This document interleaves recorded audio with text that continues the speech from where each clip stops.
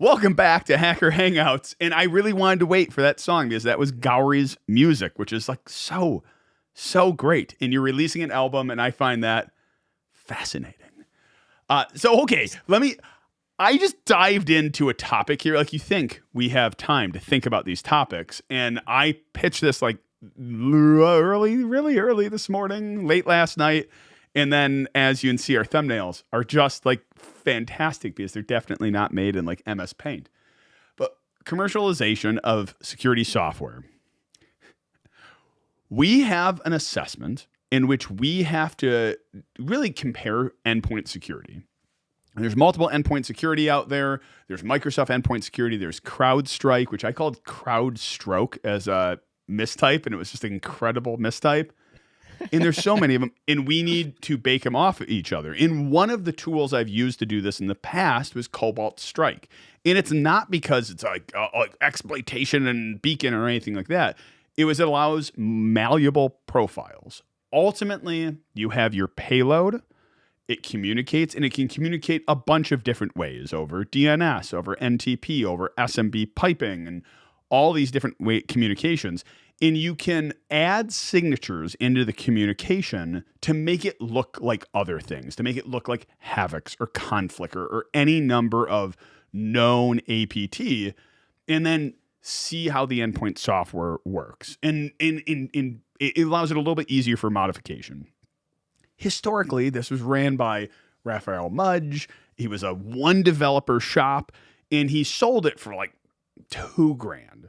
Like $2,000 a pop. It was pretty easy. There's other tools out there which are vulnerability solutions like this where they're like $30 for a year.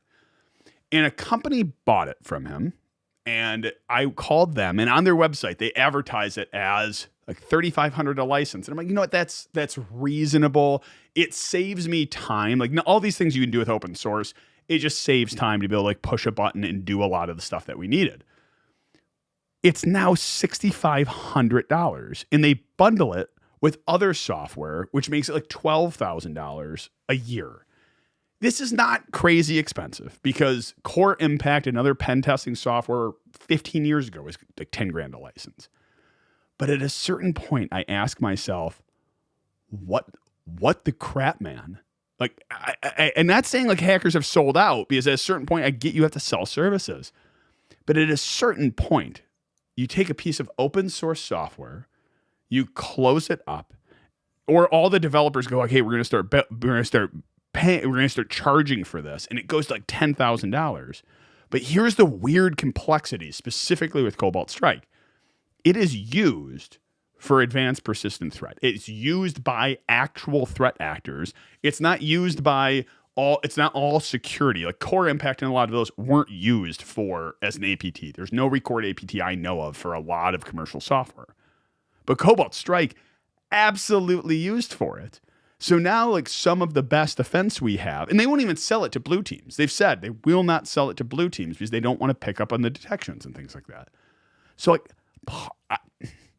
this gets really gross. This feels really gross. And usually that's the barometer of feeling to say, hey, I want to talk about this because something about this entire interaction for Cobalt Strike, and they're not unique about this. I mean, I know I keep mentioning them, but they're not unique in this, where it starts to feel gross at a certain point when it's like, oh, this tool that really competes with open source. Like, there's no way anyone's paying for this thing, which is being renewed, when you have so many other solutions out there that do almost the exact same thing. Even malleable profiles, you now do it with other tools. Well, think about, I'll bring something else in. IDA Pro, right? Like, IDA was always closed sourced and always run by a foreign company. It became really problematic to the point where if you wanted to buy a license to IDA, you could get, I think it was like the first architecture was somewhere in the 10 to 12 grand. And like, it provided value at that level for what you were doing on a day in, day basis. If you were doing any kind of reverse engineering, malware, unpacking, things like that. If you were doing anything beyond basic services, that price tag could get into the multiple tens of thousands of dollars very rapidly if you had to do like multiple architectures and things like that. And what was the result of that? uh, a lot of like more or less, I would say the government probably got sick of paying such an insane price tag with having it associated with not the U.S. and they open sourced Ghidra. So like they spent a decade plus. I don't know how long Ghidra was in development, but they spent all of that time developing that platform, open sourced it, and at the same time, everyone went, "Yeah, this kind of sucks." And then within like 2 years, it was amazing. Yeah. Like Ghidra, like there's no reason to pay for it anymore. Ghidra is just fucking amazing.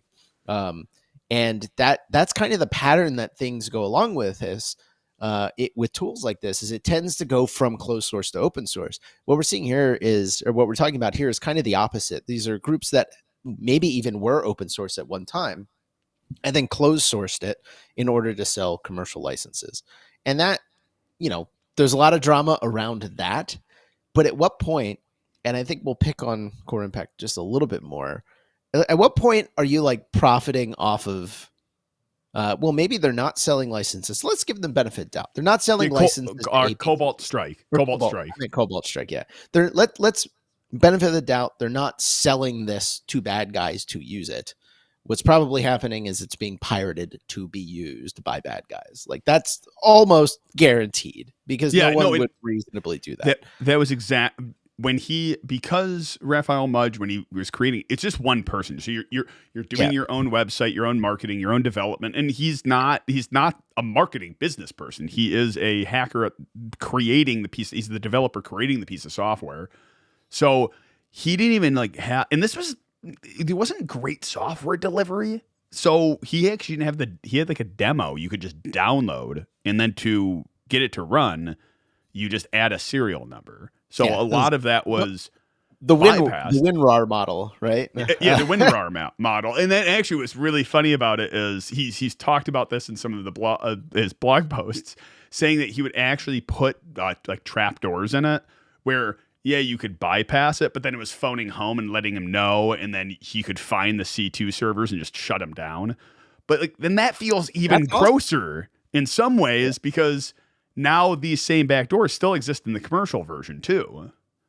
Like maybe. Yeah. But I guess in other ways also kind of awesome. Yeah. I mean like that's a really interesting way to think about it. I guess like the predicate, the topic of this stream is the commercialization of, I guess, hacking software or software security software. Where is the grossness in there for you? Because like the software has to be maintained. In theory, it provides value. Is the grossness that, $2,000 is a lot of money, but not necessarily so much that it's out of reach for even a college student? Like they could scrap together that amount of cash today. $15,000 is unreachable for the vast majority of the market, except for people with companies who are willing to pay for that license.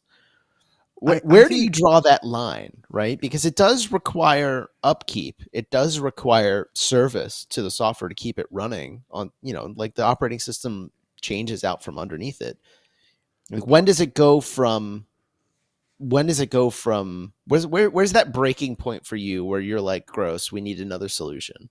So this is going to be a little meandering, and I'm hoping you maybe make a semblance of sanity out of it. If we look at something like, and I see Chad mentioning, crack map execute. That was, again, I always laugh because I use Medusa as the perfect example of this, where I don't know why. I've never seen Medusa in writing when I was a kid, so I kept calling it Med USA. I don't know why, but it was like a decade before I was like in an interview at some point, and they're like, you can use Hydra, you can use Med USA, and they're like, Medusa? So I believe it's Bleeder or Byte Leader. I think it's Bleeder is what he goes by, but Byte Leader is the one who created Crap Mac Execute. But then it hasn't been maintained in years, in a very long time, but it's still one of the best tools for what it does, which is like SMB, pretty much all SMB enumeration and logging in and credentials and credential dumping. And you can even do like PF exec and a bunch of other things with it, but it's not longer maintained. So many tools, but here's if you go out of the field. So I haven't been doing as much pen testing as when I did, like, because with the company I just take on different roles at this point. But and when you're out of pen testing and you're not doing it hands in it for like even a year or 2 years, 4 years even, all the tools have almost changed because they all need quite a bit of maintenance because they are in some ways offensive hacking tools, like malicious tools. The tactics a threat actors actually use. The targets are moving constantly. That's why they require upkeep. So they need a lot of upkeep. And oftentimes the developers, for any number of reasons, drama or otherwise, stop maintaining them. So you always have to rotate through them. The part I find so gross with Cobalt Strike is ultimately it's a C2 platform. And again, there's other ones that do this. PowerShell Empire, all of these. By default, all of their beacons will get picked up by every antivirus under the sun. Every CrowdStrike, every Windows endpoint security, all of that, they all get picked up by default. So they are selling the bypasses and they're keeping those bypasses. So here's ways of going around Windows Defender, of going around CrowdStrike, but they don't guarantee any of those bypasses. And more than likely, even though they try not to, the idea is we are not going to sell our bypasses to blue teams. We're not going to test them on CrowdStrike because if we test them on CrowdStrike and they pick them up, they're then going to defend against them. We're not going to sell to those companies. Yeah. At what point are you just selling hacking tools for bad people to do bad things? And then there's like the whole tactics. Because example. So like Windows Defender, last time I had to bypass it, that one of the easier bypasses for Windows endpoint security was to add pretty much start encrypting parts of your payload. On CrowdStrike, it's the exact opposite. If you add too much entropy into your code, it actually picks up on that. The fact that normal software does not have that much entropy in it, so it flags it just for being like encrypted. It won't say, "Oh, it's a beacon." It will just say like, "Hey, this looks suspicious," and it's probably a backdoor. Backdoor.exe, like generic. Yeah. So I don't know what specifically gets me like grossed out about it, but one of the big ones is that the amount they ask for over time does not correlate with any sort of innovation. Metasploit, perfect example of this. Metasploit was open source. It was maintained. The modules were great. It was mostly a list of exploits. Now, I would argue that as time has gone on, exploits have they've become less and less important. Like you're not exploiting software to get in. You're using like the new hotness is Windows Active Directory, and actually that's the old hotness. Now it's like in Kerberos ticketing. But either way, as time has gone on, more and more innovation is needed. But what happens is with Metasploit, it got commercialized, and then they really didn't innovate at all. They added a very nice graphical engine on top of it, which was like Metasploit Pro. That was like the first thing they did. And then some modules got pulled in, some auxiliary, and then they took Nexpose and they just like Nexpose with Metasploit, and they just used it as a way of advertising it and then bumping up their price. All the like big giant companies absolutely could afford it because 20 grand, 50 grand, whatever. But pretty much any boutique company is like screwed. Maybe I take it personally because I look at Tuic. Our company is we don't have a zillion pen testers on staff. Bypassing CrowdStrike is not a weekly activity for us. So when we do a pen test, like I have to actively work hard, and there's not an easy tool to bypass it, which there shouldn't be. But at the same time, is if you have money and you can just throw it at this, you get definitely a quicker way to bypass it. So what ends up happening with these security tools, they're marketed towards large enterprises, not indie developers who pretty much came to the point of like, that's why those softwares come to be to begin with. And then it screws the security boutique companies, we'll say, which cater to larger companies. So like I know that it's all over the place, but my gosh, it feels like the grossness. Maybe I just take it very personally in some ways. No, like Metasploit's probably the counterexample here because Metasploit continues to be open source and free, right? Like they have a commercial arm and they have an open source and free arm, and anyone could go in and do it. And you know, like if you go online, like people talk about Metasploit, and the biggest downside of Metasploit, I believe, is like no one uses Meterpreter anymore. because like none of the bypasses work. Like you're not getting past even Windows Defender in most cases Mhm. with Interpreter and stuff like that. And I don't know what their commercial side looks like with those bypasses. But like I actually have to ask the question like why do the bypasses exist?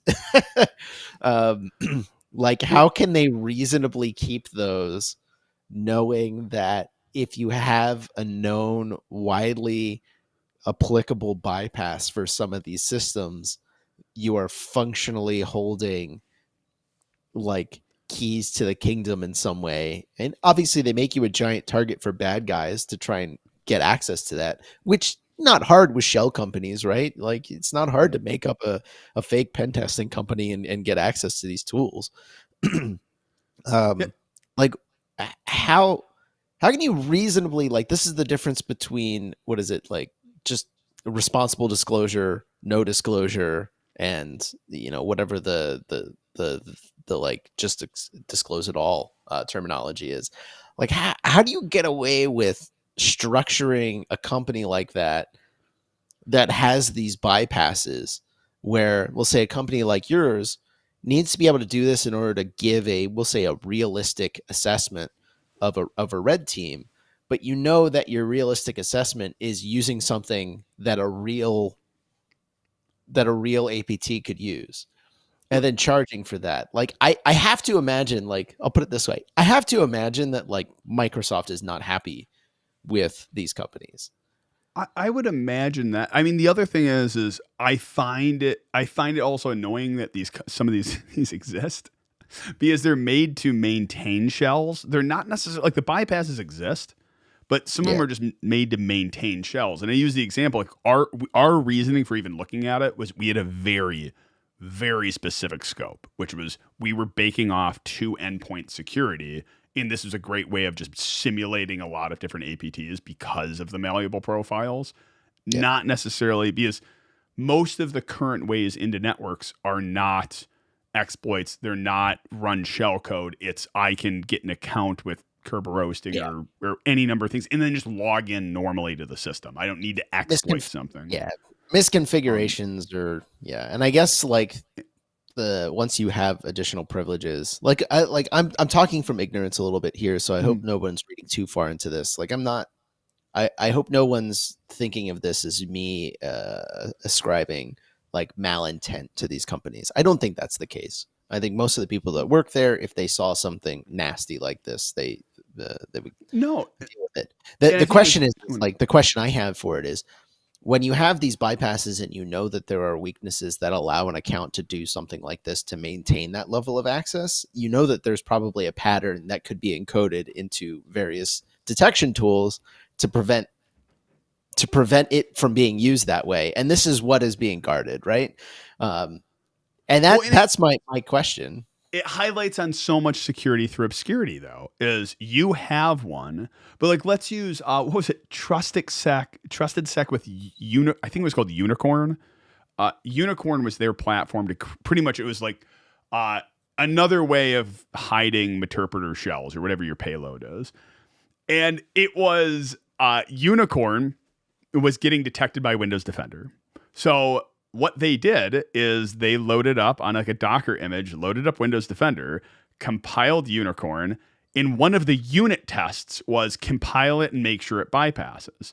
So, and then what they would do is they'd add extra entropy and flip some bits anytime it would get defended. This is a unit test, so it actually auto do pull requests. Super Mhm. fun. I think he did a talk on it at one point, but he did this. So Microsoft, because they have a heck of a lot money than an open source project, did the same thing. And you see a spike. I think it would have been like probably 4 or 5 years ago, where in one day, I think it was normally you'd get like one commit, one PR like every couple Something like days. that. There was like 10,000 PRs in a single day because Microsoft kept auto patching Windows Defender and they kept auto patching Unicorn over and over and over again.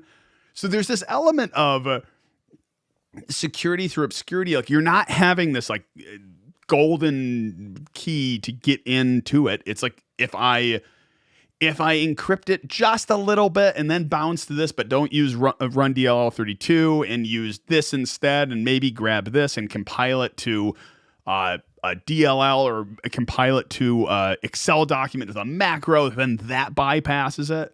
But it's not necessarily like some secret bypass. It's almost, if you do this combination of things, it will buy. So they don't even like sell it as a single click bypass. It's like, this one works for now. Yeah. But we're not guaranteeing it. So like there's that goofiness, we'll say. So they're not really even selling a bypass. It's like, I know. Let me inject there. moment. Like, think about that. They're like, yeah, we're selling you access to these tools that'll let you do this, maybe. Like, exactly. For now. Like that, okay. And that got me so annoyed too.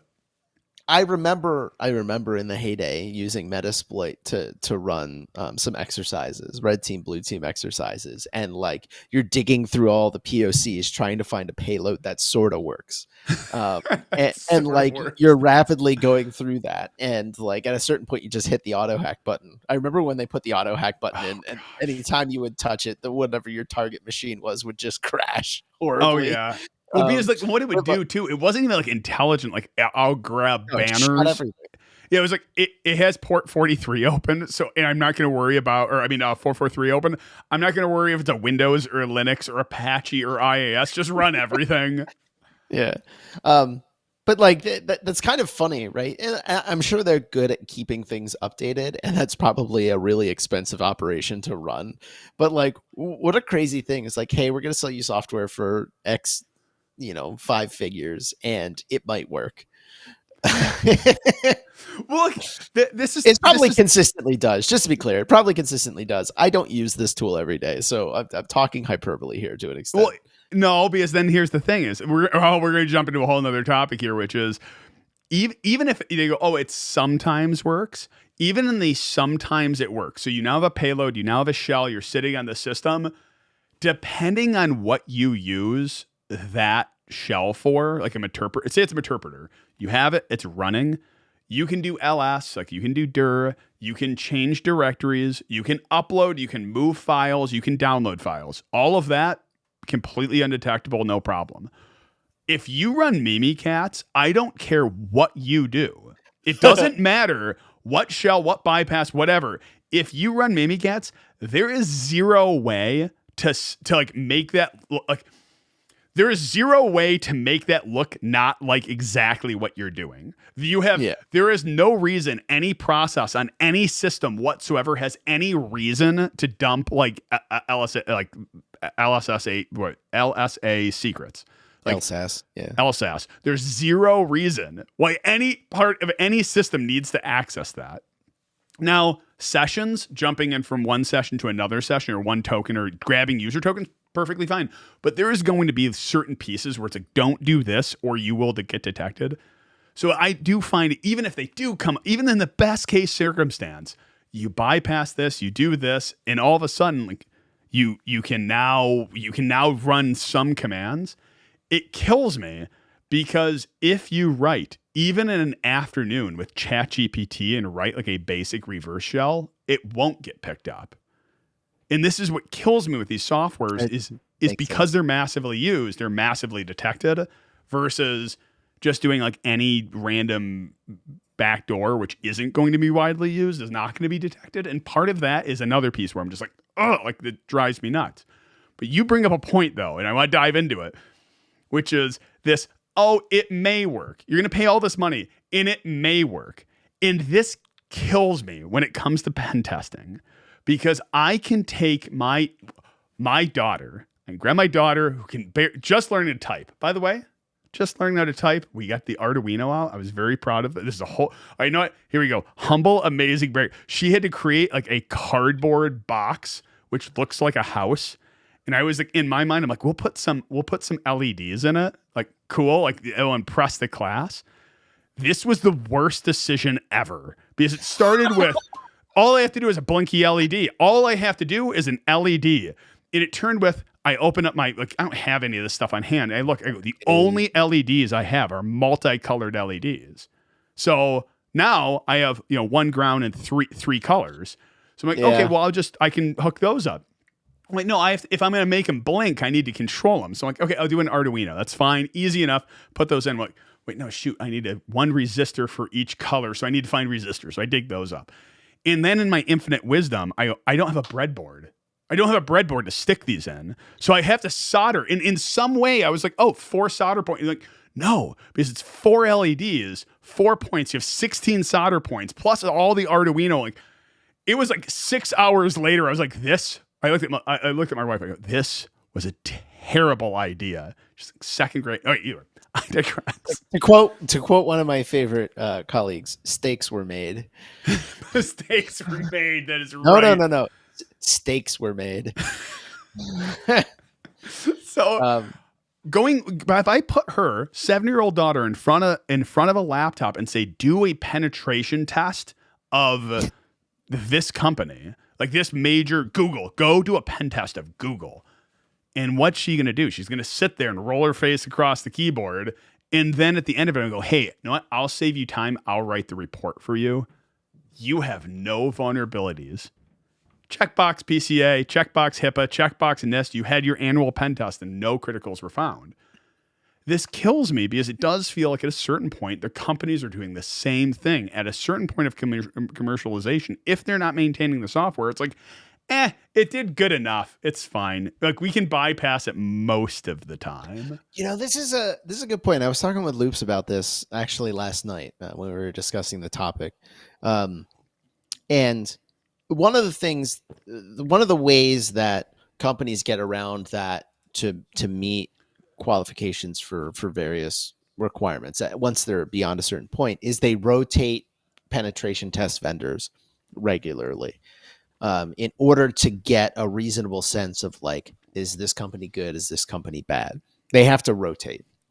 How much that actually happens and whether or not that's enforced, that's a whole different question. Like, we won't go into that. But I do want to go into that, though, at one point. I mean, it probably isn't enforced and it probably doesn't actually happen. But it's a good idea to rotate. I don't think it is. I think it's a terrible idea to rotate vendors. Hold on. However, like, let's say you do that. However, all of them are still using the same software set. It doesn't make a difference, right? I mean, except you lose context from vendor to vendor about the way a network is set up, and so they become less capable of emulating an APT. If you rotate vendors, what happens is there's always the same route in. Like, most pen testers, they take the same routes. The certain routes usually work between companies, but for some of our clients, some of our clients do rotate 8 vendors. And then what happens is every 4 years, we get in the exact same way. And it drives me nuts because you guys didn't close this one. Others have stuck with us. So we write up we scope it very specifically. This is the attack paths we're going to take. Here are our objectives, especially in really large networks. You're not looking for in a very small network, you're looking for a needle in a haystack. For a very large network, you're looking for a needle in a needle stack, because you at one point will have 40 systems exploited, or something like 40 systems you have a shell on, 100 systems you have a shell on, and none of them lead anywhere. It's Janice's laptop and whatever, and it's the computer which manages an entry to the building. You're like, oh, well, maybe I could add myself as a guest. It's like, no, because that's so outside scope, and it's like that would take so much extra knowledge. So you find a Jenkins box or like a CI/CD, and you're like, oh, cool, I gained another access to another system. It's like, but there's no data on it. What was your objective? What are you trying to get at? So if you I get on a weird high horse on rotating vendors because it sounds in practice, it sounds like an awesome idea. It sounds like a really good idea. You get different perspectives. They go in different ways. But in practicality, you lose significant amount of context, an incredible amount of trust. Like, that's the thing, is having interacting, you need to make sure the people you're doing know what they're doing, or it's this 7-year-old daughter problem. Because they can go, nope, we didn't find any way in. Because you know this as well as anyone else. You can sit there for 8 hours and accomplish nothing, but you found like 50 other ways that don't work. Yeah. Well, I wouldn't say that's nothing. I would say you have identified 50 ways that don't work, but that doesn't mean that you've identified the one way that, like, It's the quintessential problem of like detection is, I believe it reduces to the, it either reduces to NP hard or the halting problem. I forget what it is, but like detecting an attack is an undecidable problem. You can't, for the arbitrary case, determine whether or not something is an attack or not. It's just non-decidable, more or less. I'm probably misusing some terms slightly. It's been like Well, no, I thought you about this. It's been 7 years since I left college, but like that is the problem, right? The quintessential problem with assessments like this is you don't know the difference between someone who's good at their job and someone who's good at or sorry, someone who's bad at their job and someone who's good at their job that just didn't happen to find the right path that Mhm. time. Right, and these two things are really hard to identify the difference between the two. um I forget where I was going with that. Lost that train of thought. Let me get to We a comment here because it's a really good one. Space Lab said, "I troll a lot of Telegram channels for cracked infosec software, and Microsoft, in concert with law enforcement, tried to crack down on cracked Cobalt Strike, and sure enough, they shut down many of them." And so, like, that's yeah. I mean, any hacking tool is going to end up being used by nefarious parties, but you still have to have them, right? And I'm curious because the problem that we're talking about here is in this paid software, you're paying for, hopefully it works if you are a penetration tester and you're trying to do a realistic assessment, but then like it stops working. And what do you do then? Right? Do you spend the 20 hours trying to craft one of those specialty backdoors to try and get additional access? Or do you just like mark a bug with Cobalt Strike or whoever your vendor is and say, please fix this? And then the assessment takes longer. Maybe you get the additional bypass later, maybe you don't. Or do you start pulling in every other open source tool? And how much do these closed source vendors not steal, but steal additional bypasses that are in the open source tools? And like how parasitic is that, right? Like it is all just a giant cat and mouse game to some extent, but like how much is crib sheeted from open source people who have found themselves in this position and had to go write a thing that bypassed it for this assessment. They publish it open source for other people to use, and then that just gets gobbled up by whoever the closed source people are, and they integrate it into their tools, and we'll never find out. I find in some ways there's not a lot of new things under, we'll say, under the sun when it comes to bypassing, because you're doing the same thing just in slightly different ways. I think with some of the more interesting ones I've seen, and I think these are more conceptual than they are like very, very technical. Like for instance, once you get in, immediately start have your listener sitting in one thread in one process, and then your exploit code running through another. Because then if you do get detected, you can just still send another command to the process to then relaunch over here. Like that seems like a really obvious thing, but it wasn't until semi recently that was put into practice, where you have Mm. separate processes getting created where one is responsible just for communication and one is responsible for the exploit code. Like that's a very weirdly, Interpreter didn't do that. Beacon didn't do that. That's a lot PowerShell of work. Empire. It's a ton of work. And then we go, oh, that works really well, because now it's a crapshoot of whether or not the bypass or the tool runs, or oops, junior pen tester ran Mimikatz and blew up our shell.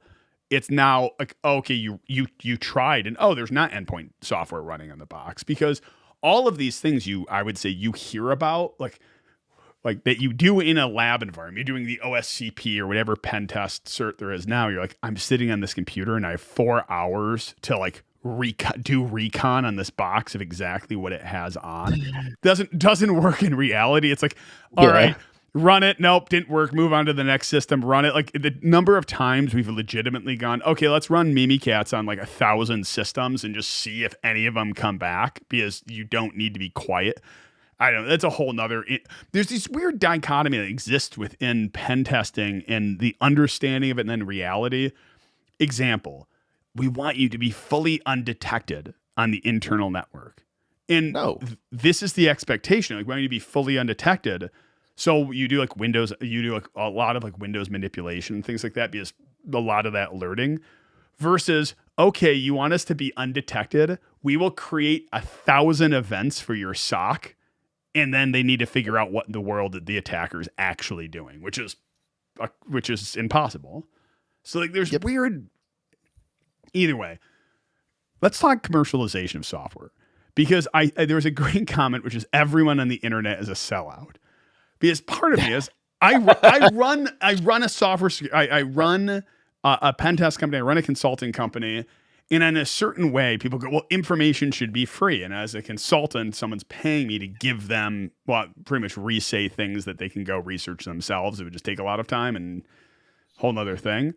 But at a certain point, if you sit down, you create a piece of software, you put it on GitHub, and you go, I'm having a lot of fun building this, and I want to get paid for it.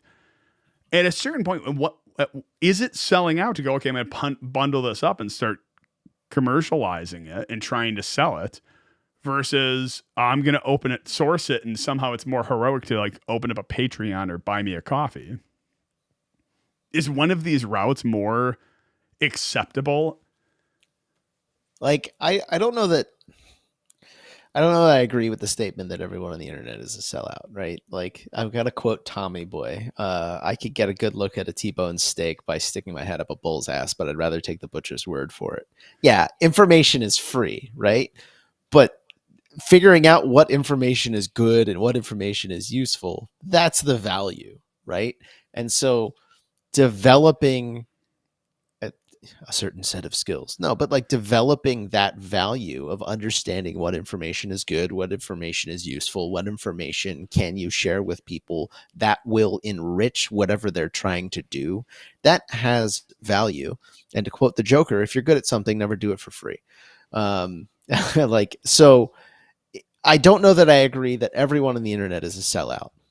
Because now there's like this open source pledge thing that's going around where they're trying to say for companies that utilize open source software, you should pledge $2,000 per engineer, I think per year. I don't know what the time frame is, but you should pledge $2,000 per year per developer towards maintaining the open source software that you use. And that might be Linux or whatever. And that could be contributed by either paying maintainers directly, like hiring one on to be a maintainer and helping fix and patch what you need, rather than putting the onus on somebody else to fix the problems for you. And I don't think that is being a sellout. All right. I think that's I don't know if I agree with their marketing mechanisms for this. I don't know if you guys have seen that in the news. It's kind of very heavy handed, but that's their business. I'll let them do it. But I think that's a more healthy way to support open source. But at the same time, like if someone wants to keep their software closed source, that's a choice. And if they want to keep it maintained and paid for, like, labor isn't free. And I think expecting other people to do that for you for free that's dirtier than someone looking to get paid for maintaining these things. I don't know if that's on the same line of thought that you were looking at, but I don't know that I agree with everyone on the internet being a sellout. Yeah, it's funny because in some ways I'm both remarkably jealous and then remarkably annoyed when it's a hacking tool which goes closed source, mainly because I see so many of them on GitHub that become unmaintained, like in for any number of drama reasons. And that's it's so weird to me, is how many hacking tools end up, or security tools, hacking, whatever you want to call them, so many pen testing tools end up going away and becoming unmaintained, is because some infighting drama thing. And I kind of find it, I find that so weird to me, because it's you.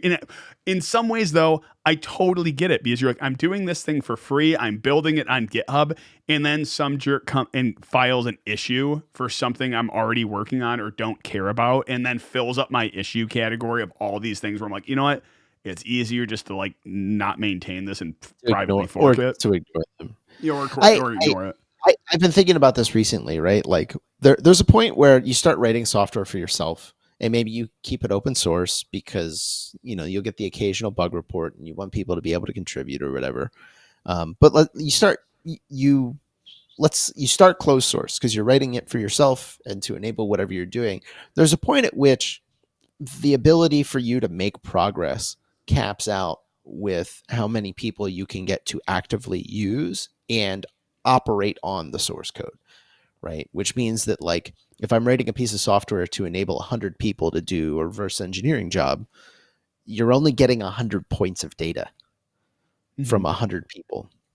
And obviously, if your ratio is 100 to 1 for maintainer to users, that's out of whack. You're gonna run into so many problems way too quickly, right? But at the same time, if you enable all of those 100 people to also be developers while they're using it and they're contributing back, that's how you make the platform very usable. And this is kind of the entire idea behind open source, is not only are you enabling everyone to become a user, but you're enabling everyone to become a developer. What is it? ITZ or IT? Yeah, ITZ Hayes and Haven, or is it Hexen? Sorry, it's rather small on my screen. He's like, well, it's the reason everyone's a programmer now. It's because you have to be in order to operate in a lot of these spaces. And the reason why open source works is because if you're using it and something breaks, you go fix it. Right. And then you can contribute back and you make it better for everyone. The dirty part is, and there's a number of companies that are getting slammed on this now because of the whole AI boom, is when you try and take that and relicense it. All right. And you basically say, okay, this is open source for years, but now it's stable. So now we can charge money for it. And so we're going to close source it. And so you guys can keep the old versions as much as you want. And now we're going to close source it and sell the closed source version. That's disgusting. Because what you've just done is you've taken the labor of your users that have made this product as stable and workable as it is, and basically just devalued all of their work and didn't compensate them for that. Like, you can make the argument that you compensate them with free access to the software, but if it was contributed by everyone, that's not really that's not really how that works. So, like, I get it. Like, it's also difficult to make money off of open source software, but Red Hat does it. Red Hat seems to have figured it out. And in the hacking space, because you have this cat and mouse game, I don't know that this is a solvable problem, right? There's always going to be this cat and mouse race back and forth, and you kind of need a lot of eyes on the problem to solve it. So I don't know that the right way to solve that problem is selling a closed source platform that doesn't have everyone piling in on it. But you have some of we'll call it the political realities of, like, trying to maintain a platform like that in a purely open source manner can get you a lot of bad press really quickly because you're enabling bad guys to do bad things. It's like when ransomware was becoming in a heyday. You'd find there was open source ransomware on GitHub. I may have written one and put it on there because it was open. It was, here is how it works. Now, that was with a buddy who was actually creating like a detection mechanism. So I was creating one for his detection. But like that. Oh gosh, by the way, not a big, I wrote it in using an ASP.NET server and C#. That was so not fun. Never, ever again am I going to program in that forbidden ASP language. It's just like, oh, it's horrible. It was funny because just recently I found out how much, again, Node.js, I am a big fan of. I mean, I'm weird. I'm JavaScript. I enjoy it, but how much you can do on the system now. Now you can add, like, how much you could make a full. The problem is you'd have to install Node or run it inside a browser, but you could make a full blown ransomware within JavaScript, and that's hilarious. Yeah, I was gonna say, you just pop access, spend the next hour downloading Node and all the packages you need, and then run your ransomware program. Deno will solve everything. It's in chat. Someone asked, are you a professional programmer? I am most definitely not. I learned programming. It's actually funny. So Live Overflow had a question on his YouTube, which was like, do you need to be a programmer to be a pen tester? And it's so interesting because it depends what type of pen testing you're doing, whether or not you need it. but my pathway towards hacking was through video games, and I didn't learn programming till way later because you don't really need to know a whole lot of programming to do a whole lot with programming to reuse a lot of just stuff there and move it Yeah. around. It wasn't until like very recently where I was like, oh, hey, I really want to build a full stack, a couple full stack applications that solve a very specific problem for me. And then I started looking into like, Firebase and what was it? Firebase and Pocket Base and some of these like full stack things. Yeah, and I Where would say you don't have to be, well, it depends on what your definition of programmer is, right? Like you're going to get esoteric and people have different definitions. Like, do we write software? Yes. Like we write lines of code, but Silk will sit here and say like, "Oh, I'm definitely not." And I'm like, that's literally the definition of a programmer is you write code and you definitely write code. It's just like there's this imposter syndrome in the industry where it's like, well, unless you write C and raw assembly, you're not a real programmer. It's like, no, man, you're writing Node.js. You're a programmer. You're just a Node programmer. It's fine. it goes to assembly at some point. Yeah, it all reduces to bits and bytes. And also, the biggest lie in computing is digital logic. There's no such thing as a 0 or a 1. It's all voltages. It's all analog. It's interesting too, though. Like I don't know. Recently, I started using Go too, and Go is an interesting language. Go and Rust are actually I don't know. I between those two, I'm definitely leaning Go, but it works better for what I'm doing right now. I'm gonna break you for a second. I had to when at one of my prior engagements, I was trying to figure out how to checkpoint a Go program, and so I had to go dig down into the Go runtime to figure out why our thing was breaking, and I discovered that Go has these like dynamic stacks.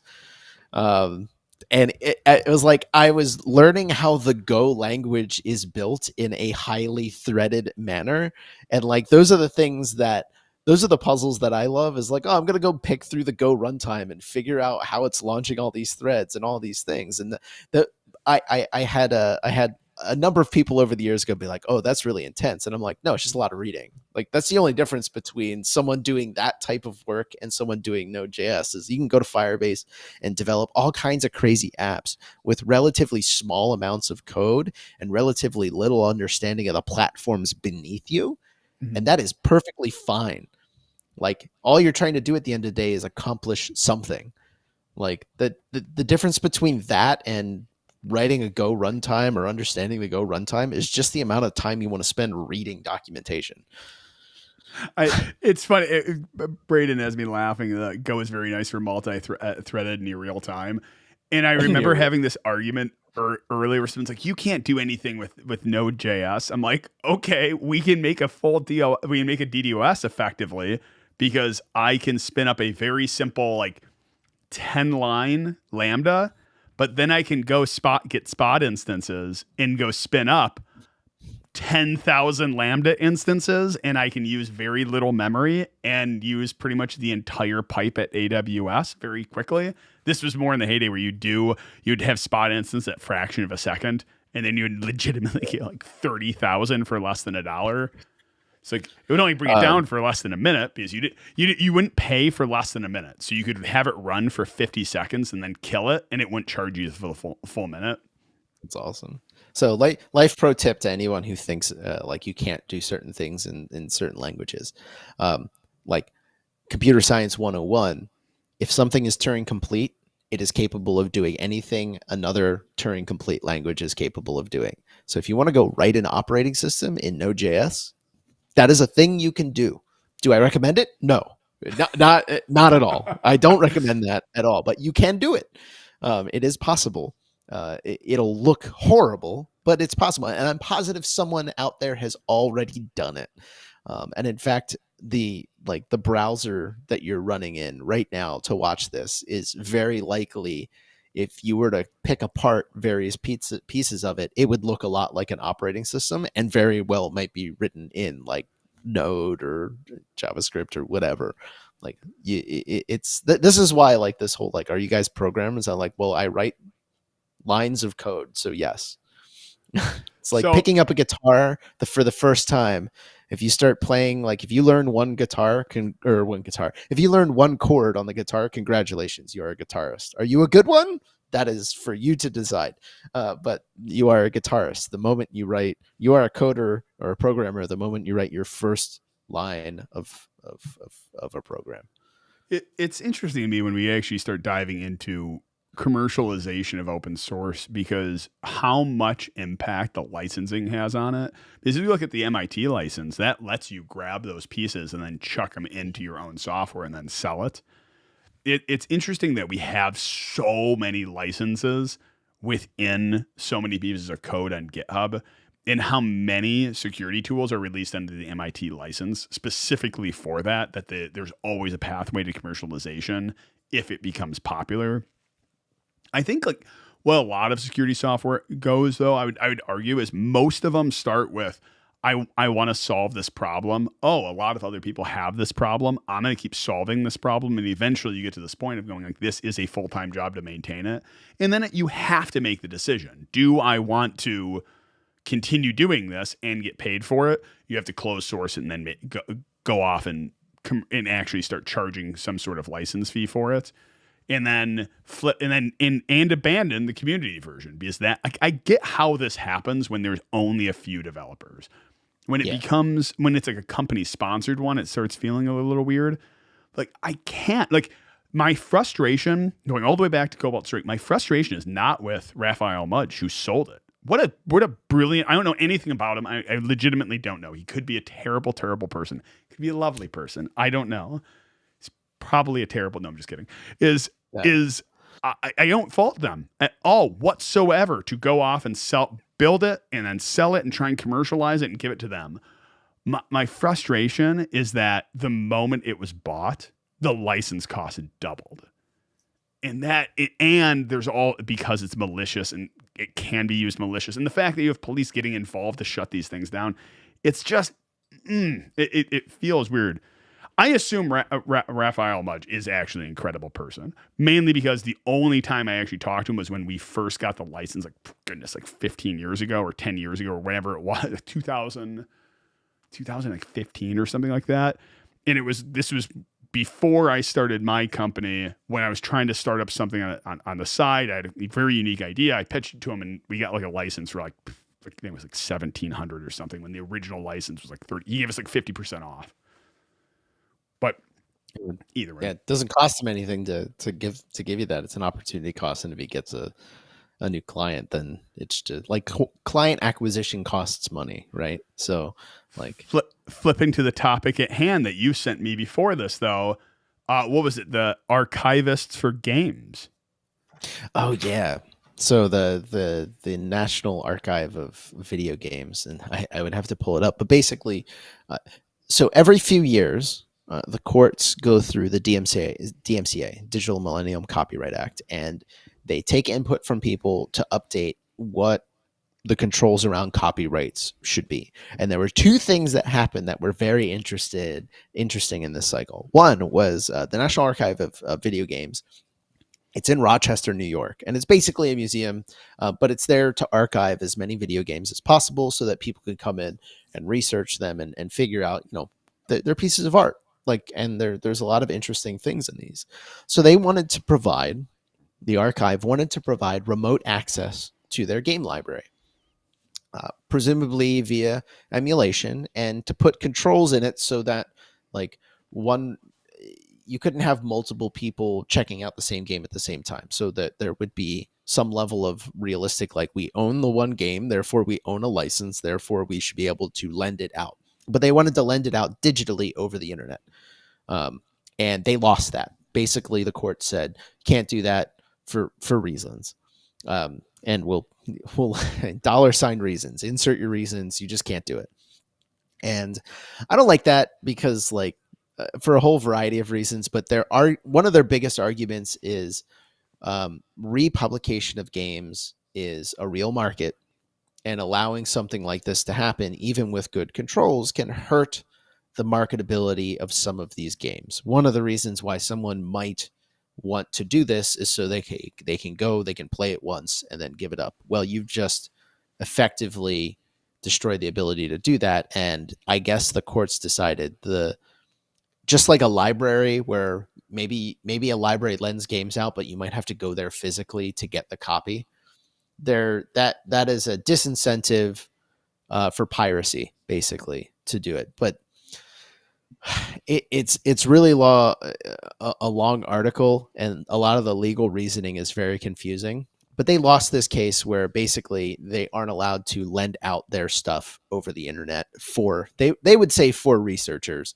For arguably, what they're trying to do is enable game developers to go look at the history of game mechanics and then develop new ones on top of it, right? And get that idea. The other thing that happened, so that was the one downside. The upside is franchisees for McDonald's, along with I forget what organ, maybe it was the ESF, maybe it was somebody else. We're trying to sue. It was in combination with iFixit. We're trying to sue to allow for the software and hardware that enables them to fix their freaking ice cream machines, like the third party stuff, to not violate. So one of the pieces of the DMCA says that if you distribute a tool that allows you to bypass copyright protection software, DRM, encryption, whatever, if you distribute a tool or you enable someone to do this, that's a breakage of the law. You can't do that because you're bypassing DRM. And so, like, pro tip for anyone watching this that thinks they're going to make a business off of bypassing DRM, you will get sued into oblivion.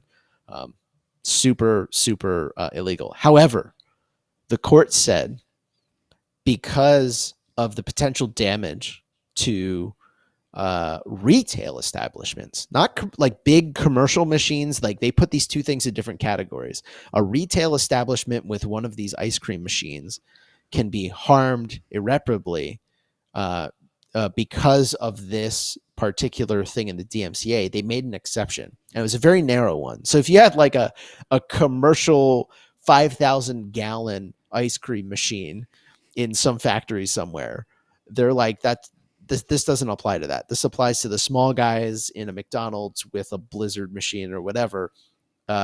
If you're saying that the only way that a third party can come in and poke and prod at this is by doing this bypass, then we're not going to enforce this against that particular scenario because it is harmful to the business.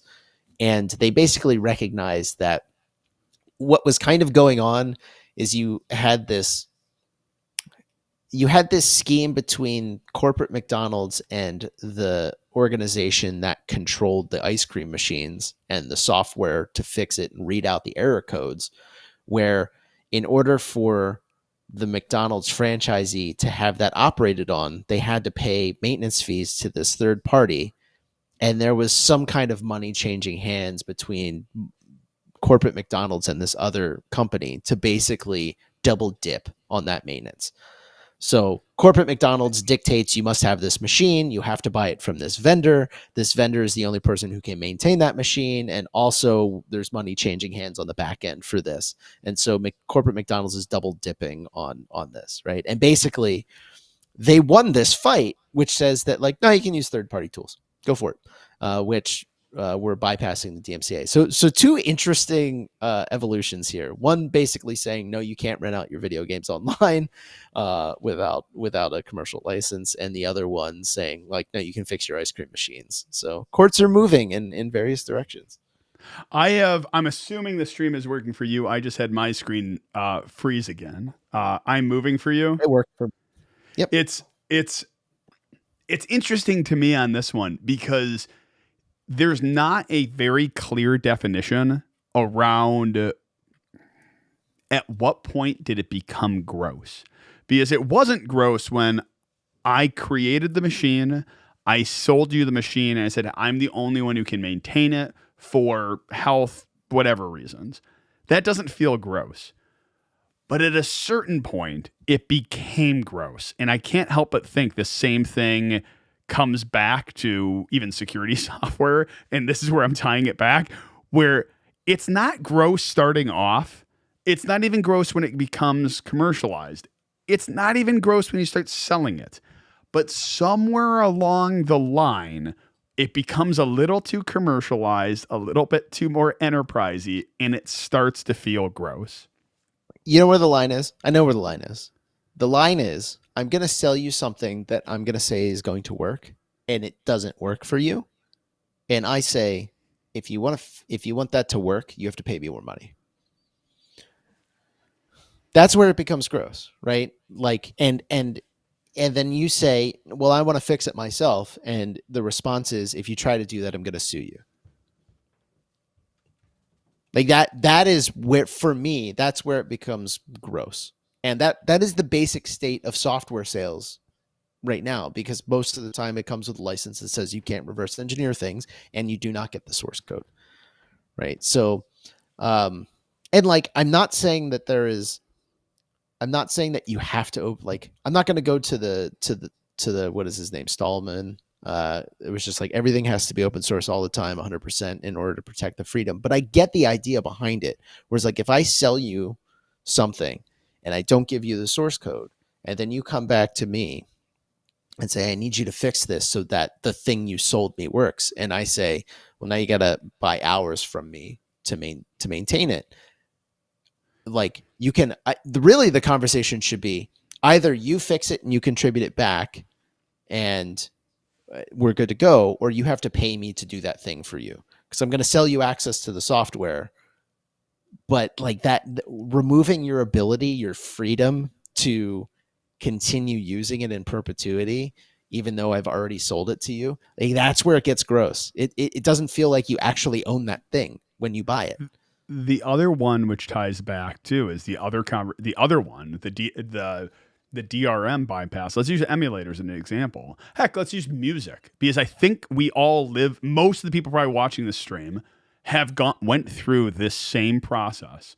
When we were kids, you had to buy CDs. You had to buy CDs. You had to go to the record store. You had to buy a CD. You had to go to Sam Goody or whatever it was.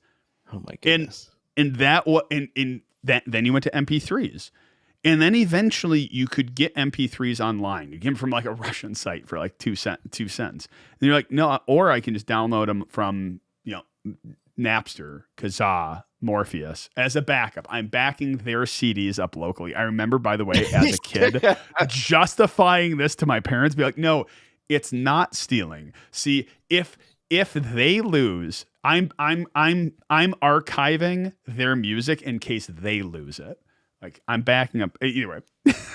But then what happened was, it took too much gas, too much time, for getting money. It was a pain in the ass to go and get a certain CD and find out, oh, it's sold out. They don't have it. And then you had to bounce around stores and you're like, you know what? I'll just download it. Not that I ever did that, ever. Never downloaded any software in my life illegally. Is you would then go, it was too much of a pain. And then Apple in Pandora, goodness, Pandora solved this. They're like, you know what?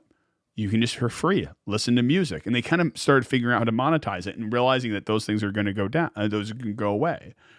So you went from, I have to go buy a CD, to I will solve this with, I'm going to call it open source. I'm going to go and I'm going to just download the music.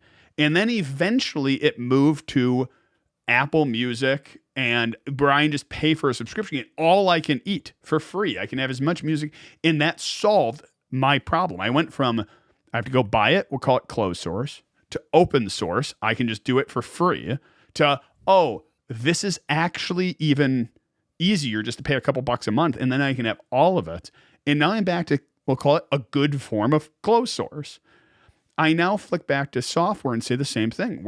We went from a period of, there was commercial software because it was really hard to get. It was very hard to understand these things. Now you have GitHub, and we're in this beautiful point of open source. And then security is now turned into the commercialization. And we're gonna pivot back where that comes back all the way to CDs. And we go, this is way too much of a pain in the ass to use these commercial softwares. So I'm gonna solve my own problem. I'm going open source. Is it just a pendulum shift, and we're just I'm maybe security software sitting at this? All right, guys, this is getting gross. Let's just go solve this for free again. The internet is littered with this exact story, right? Where companies, and like there are multiple companies blowing up right now, and I mean like self-destructing because they tried to go from open source to closed source, and all the engineers that were depending on it basically said, I'm just going to go rewrite this, like, and fix a bunch of problems, and like they rewrite it for their specific use case, so it becomes not generally applicable, but it solves their problem, and then they'll start to generalize it again, or maybe not. And what you have is an ecosystem of software that like nothing quite works the way you want it to. And this is why, I don't know, like closed source to me, it can work, but it can't work once you try to solve a lot of general problems. If you're trying to solve a narrow problem that won't change very much over time, that is like the perfect spot to be in closed source. And it's a hard problem with a novel solution. But the problem is you're going to run into an engineer that just like knows how to solve the problem and just open sources. So like it's always this FFmpeg is the perfect example Jesus. of this. Yeah. No one can get away with it. That's it. That is the only option you have. So let's pick about this. So Space Lab said, "What is ruining software?" I think is the subscription model. But think about this. Like the subscription model, I think would work well if the software was open source. Like everyone feels like they get value out of that scenario, because if you don't like it, you pay to get access to it, and then if you want to continue getting the updates and all those things, I think that that's good. The moment you stop paying for it, I think you should be frozen on whatever version you're on, but you should still have the ability to continue using it. Doesn't necessarily mean you get access to the backend servers and all like that. That's a whole different thing. But like the base level software, if you want to go improve it in some way, I think you should be able to. I would argue, I think subscription software, I don't pay for a lot of subscriptions. I don't have a lot. But the ones I do have, I appreciate. They continue working on it. They can continue modifying it. They continue improving. I get value every month for that. I get a little annoyed when they don't improve it, and I'm just expected to pay it forever. And I'm not paying for any improvement. The other thing I think is key for any software is everyone needs to get equally screwed. Everyone needs to get equally screwed. There's a piece of software called AkiFlow, and it was like it's an all-in-one calendar task manager where it pulls legitimately as your calendar and tasks from like 50 different places, because I have clients and I have like 15 emails across different clients and different emails and different calendars, and none of them sync. So now this software solves a really easy problem for me. If I set an appointment at 10 o'clock, it blocks it on every one of my calendars, so I don't have two different calendars. It's great software. The problem is by default, they charge $35 a month. That's a lot. But if you subscribe and then unsubscribe, they charge you $20 a month, and they're give you it. If you go to cancel, they go, wait, don't cancel. We'll give you 50% off. You're down to $10. You say, no, I'm not interested in that. They're like, we'll give you a one-time offer of 75% off, and you're at $5. So you say no to that.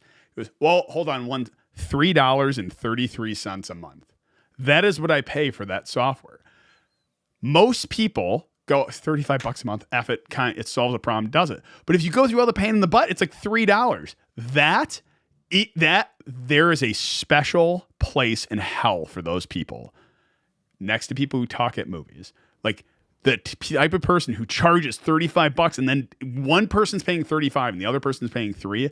That one kills me. I am good with subscription, but everyone needs to get screwed equally. I think. Where is there's a, it's called price discrimination, and this happens in every market. That's not specific to software. Oh yeah, it still pisses me off either way. If I find a software doing it, it is like I am looking for another solution. This is one of them. I learned a bar that wants to show NFL has to pay a special fee. Because they can't, unless it's on national broadcast, and they can put it up on national broadcast, it's no problem. But if they want to show like a non-national broadcast game on their TVs, they have to have a commercial contract to do that. The price to do that is whatever the capacity of your fucking room is. And so like a reasonable sized bar might have to pay $20,000 a month to show the local, not the anytime the The local local sports ball match. yeah, the local sports ball match, they may have to pay that if they're out of market, right? And like that's actually insane. But you know what happens on the other side is like that's what the typical bar, the sports bar, needs to pay. But Buffalo Wild Wings has a special agreement with DirecTV that they don't have to pay that level. It's called price discrimination, and it's a thing, and it screws over the little guy big time, for the most part. Yeah, yeah, Braden. It pisses me off, but I will happily pay $3.33. But at the same time, I don't recommend their software to anyone because of this junk. Because it's like, I don't know, I had to spin in a circle, bark like a dog to finally get to that price. And even then, it's like, I'm looking for another solution. Yeah. I would agree. Kind of looking through some of the other comments. Yeah, 1Password. This is like one of those ones is, yes, for years it was free, or it was like, it was no. But here's the thing is, for 1Password specifically, their subscription buys it for your family. It creates backups. It creates a syncing between your mobile app and all of this. And they have actively developed it. This isn't an advertisement for them. It's just they have continued to upgrade it. Same with Keeper. Keeper has created like a better enterprise version where now it has SSO, and they have continued developing it. I think what ends up happening for a lot of these softwares which make them successful is they make a very, very, very cheap personal version, and then they have a way of commercialization for enterprises. I also think so think about this. The idea that you're going to continue paying for a piece of software in perpetuity when improvements aren't being, that creates a rather toxic environment where it's like, well, your software hasn't improved over the past year. Well, it's like some software doesn't need to improve. And if you try and push that, you're just going to get bloat and garbage. So why does a piece of software have to improve other than just having enough staff to maintain stability? And maybe that's really what you're getting to. It's just like it becomes unstable and unusable, and therefore it's not improving. But let's say someone solves one problem and it's solved really well, and they want $2 a month to run the maintenance on it, which maybe doesn't take them much effort, but they can't live off of whatever the subscription is. Like, is that, I'm not saying it is a good or a bad thing. I'm just like, is that something that works, or is that something that at that level someone goes, I'm not going to pay $2 a month for this, I'm just going to go solve it myself? This is just totally personal opinion. As long as your subscription fee that you start with does not go up over time, I'm good with it. But after 3 years of using the software, they're like, hey, by the way, we're changing our model. It's now going to be $100 a month for you. That one is the one where it's like, and you have 2 months to make the decision to get rid of it. That's where I start going like, okay, guys, like this is, I'm not sure about this one. I actually really hate those emails. Like there's a lot of services these days that are just starting to year over year crank that number up $1 at a time, $2 at a time. And like, they just have the right to do it, to just be like, next month, your bill's going to go up by $2. And like, there was no negotiation. It's just like, yeah, you can cancel if you want, but like the contract says we can increase our prices whenever we want. So much of this stuff it changes though. And I use like YouTube or Netflix or any of those. It's like they're now big, like Apple. Apple is one of the ones I have to pay for. I shouldn't say have to pay for, because I back up photos and stuff like that to them. And I have iCloud. It's great. It's great. I'm not even an Apple fanboy. It just actually works, and it's fantastic. So like that one I pay for, and they've increased it. But they've also had like series and new series, and they're sponsoring, they're making new movies, and there's like Apple specific stuff, which is actually good. Them increasing it, that doesn't bother me. But then like another piece of software is going to increase it. And it's like, I don't get any additional value. It's not what then all of a sudden you're looking for open source again. There is some point, and maybe this is the full circle right here. There is some point where your gut says, this is super gross. I don't know where it is. There's all these different impacts, but at a certain point, you're like, this is super gross. And I hit it so much more in security software than I do everywhere else, where I'm like, I don't know what it is. There's something gross happening right now, and I don't like it. I And I I know don't I like know it. why it is. I know why it is. It's because the security industry has grown out of a highly social route of people trading solutions to this in a free and open source way, and like trading on that knowledge between us. And then as soon as you toss the money bug in, it's like those what used to be a pure interaction now becomes toxic. And like and you're right, that bar for when it becomes gross is going to be different for everyone. And that's where it like you get a lot of this strife where some people will go like, well, they got to get paid, they have to feed their family, right? Like Mhm. and no one is saying that you should just do it all for free all the time, but everyone's bar for when it becomes gross is slightly different. And I think that's where it is. You're I think you're right, uh, for the most part. But I think where it comes from in the security industry is that it feels like that sense of, well, we got to keep this knowledge private because it's valuable, when the industry is kind of like constantly pushing against, no, you need to disclose this stuff and be Mhm. open because that makes everything better. Like that is the internal tension of this entire of the entire industry, is trading on what many people consider forbidden knowledge, but also wanting it to be completely open, but also needing to get paid for it. Yeah. It's rather unique in a lot of ways. When and then all that too is you do hit these cusps of you hit these points in security specifically where we need to push to something more advanced. And I use the example within pen testing example.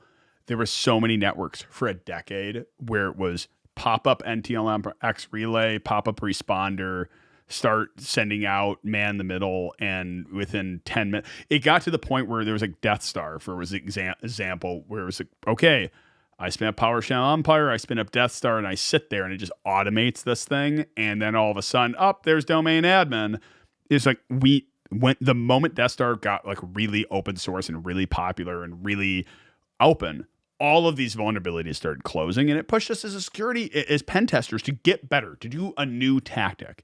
And now I think we're hitting it again where it's like, all right, guys, we need to move out of Active Directory. There's other ways in. Like, can we move past this? I think when this stuff, a lot of these commercial software go open source, it's like, okay, great.